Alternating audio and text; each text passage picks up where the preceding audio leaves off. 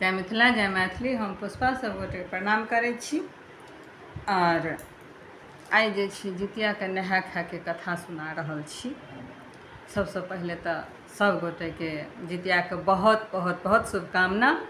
और भगवान जितवाहन से प्रार्थना करै छी कि सबके बाल गोपाल दीर्घायु रहत, आनंदित रहत, मंगल रहत, मंगलमय होत। ते कामना के साथ जितिया के कथा सुना रहल छी, जे कि नहा खाय दिन कथा छै। और सएह सब सुनू। जितिया में माछ मड़ुआ खाय के की महत्व छै आ किया खायल जाय छै, से अहाँ सबके कथा के माध्यम से सुना रहल छी, से सुनू। एक दिन जितवाहन भगवान पृथ्वी पर भ्रमण करैत रहथिन। हुनका नजर पड़लनि माछक जतेक प्रजाति होइ छै सब कानैत लाइन लगा कऽ जा रहल छथि। कतौ जा रहल छथिन, जेना माछक जतेक प्रजाति छै सब अपन जा रहल छथिन। जेना मारा, पोठी, गरई, गरचुन्नी, झींगा, रोहु, पुआरी, नैनी जतेक होइ छै सब जा रहल छथिन आ सब कानै छथिन। जितवाहन भगवान हुनका आगा में जाकर ठाढ़ भऽ गेलखिन आ हुनका सबके पुछलखिन जे अहाँ सब किया कानै छी आ कतऽ जा रहल छी। माछक जे सरदार रहथिन ओ कहलखिन हम कतौ जाइ छी, ताहिसँ अहाँके की अइ, अहाँ के छी जे हमरा से पूछि रहल छी। भगवान जितवाहन कहलखिन जे हम क्यों छी, ताहिसँ अहाँके की, अहाँ बताउ तऽ सही, अहाँ सब कतऽ जा रहल छी। माछक जे सरदार परदादा रहथिन ओ कहलखिन जे हम सब पृथ्वी छोड़ि कऽ पाताल लोक जा रहल छी। जितवाहन भगवान पूछलखिन जे किया जा रहल छी, तऽ आई मनुष्य सब जे छै अजीबे प्राणी अइ। जखन स्वाद लेबाक रहै छै तऽ हमरा मारि कऽ रान्हि बना कऽ खाइए, आ जखन कोनो व्रत त्यौहार अबै छै, पाबनि तिहार अबै छै तऽ हमरा सब एना कात कऽ दैए जेनाकि हम कतेक अशुभ रही। हमर बर्तन बासन चूल्हा जतेक होइ छै सब अलग कऽ दैए। भगवान कहलखिन, माछ जे छै से कहलखिन सब कुछ अलग कऽ, सब बर्तन बासन सब अलग कऽ दैए, जे आब हम कतेक अपमान सहू, आब हमरा अपमान नहि सहल जा होइए। जितवाहन भगवान कहलखिन जे अहाँ सब एतबे बात ले परेशान छी, अहाँ धरती छोड़ि कऽ नहि जाउ, अहाँ सबके बड़ काज छै धरती पर। माछ कहलखिन जे हमर सबके कोन काज हेतै, तऽ कहलखिन जे भगवान जे अहाँके काज छै ने, हम बताबै छी ने, जे आबि रहल छै जितिया पाबनि, ओहिमे जे छै नहाय खाय दिन जे छै जतेक अइहब सुइहब छथिन सब माछ खेबे टा करथिन। आ सबसँ बड़का बात छै जे एहि धरती पर जतेक प्राणी छै, जीव सब छै, सबके कोनो ने कोनो उद्देश्यसँ एहि धरती पर भेजल गेल छै, ओ धरती पर छथिन। ओकर जे छै जितवाहन कहै छथिन ओकर कोनो ने कोनो उद्देश्य छै, जे अहाँ सब धरतीये पर रहू और पाताल लोक नहीं जाओ, धरती छोड़ि कऽ पाताल लोक नहीं जाओ, अहाँ सबके बहुत काज अइ। माछ कहलखिन जे कोन काज हेतै, तऽ आबि रहल छै जितिया पाबनि, ओहि जितिया पाबनिमे सप्तमीके दिन नहाय खाय हेतै। ओहि दिन जतेक अइहब सुइहब छथिन सब माछ खेबे टा करथिन, अहाँके कोने कोने तक नहि घुरती। आ ओहि दिन हुनका सबके अहाँके महत्व जे छै, अहाँके विशेषता पता चलतनि जे अहाँके की महत्व अइ, किया। ताहि दुआरे अहाँ धरतीये पर रहू, धरती छोड़ि पाताल नहीं जाउ।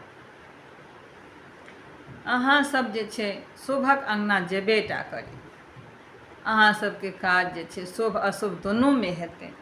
तैँ लऽ कऽ अहाँ धरती छोड़ि कऽ पाताल नहि जाउ।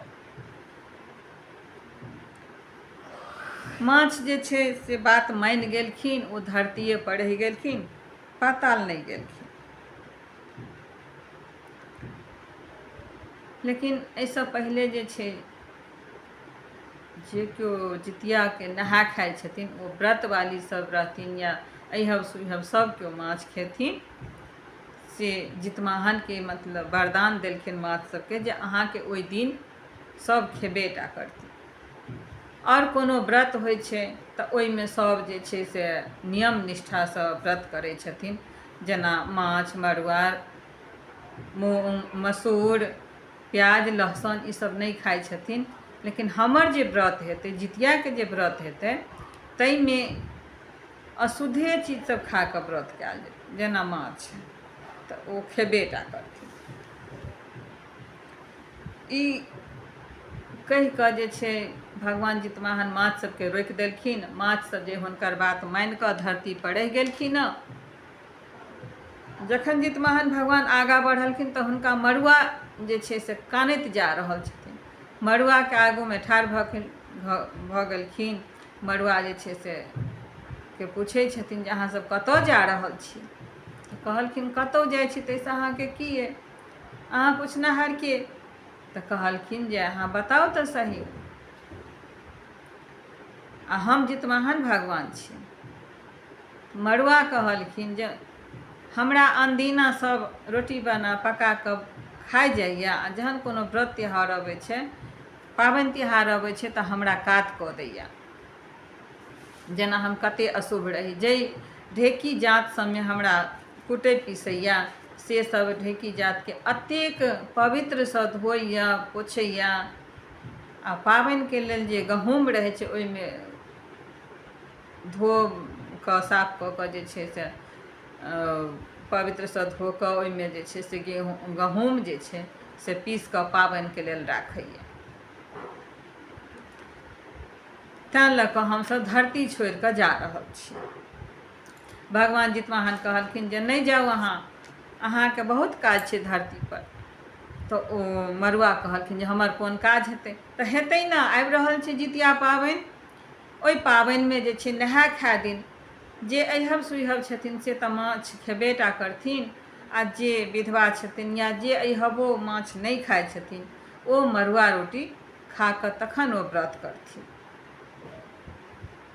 मड़ुआके वरदान देलखिन जे कोनो व्रतमे जे छै से पाबनि तिहारमे अहाँके काज नहि हेतै, लेकिन जितियाके जे व्रत हेतै ताहिमे अहाँके काज हेबेटा करत। अहाँके व्रत केनिहार अइहब सुइहब सब खेबेटा करतै, तैँ धरती छोड़ि कऽ अहाँ नहि जाउ। हुनका वरदान देलखिन जितवाहन भगवान, आ ओतऽसँ विदा भेलखिन। मड़ुआ सब धरतीए पर रहि गेल। आगाँ बढ़ला तऽ नोनी सागके देखलखिन कानैत जा रहल अइ। नोनी सागके कहलखिन जे अहाँ कतऽ जाइ छी? नोनी साग कहलखिन जे हम कतहु जाइ छी ताहिसँ अहाँके की? अहाँ के छी? नोनी भगवान कहलखिन, जितवाहन भगवान, हम जितवाहन छी, जितवाहन भगवान छी। से अहाँ सब धरती छोड़ि कऽ नहि जाउ, अहाँ सबके बड़ काज छै। तऽ कहलकै हमर कोन काज हेतै? हमरा तऽ सब देखै छियै जे रान्हैया, काटि कऽ लऽ जाए रान्हैया, बनाबै तऽ कहै छै एहिमे तऽ खाली केशे केश भऽ जाइ छै, आ अशुभ मानैए हमरा, पाबनि तिहारमे नहि लोक खाइए।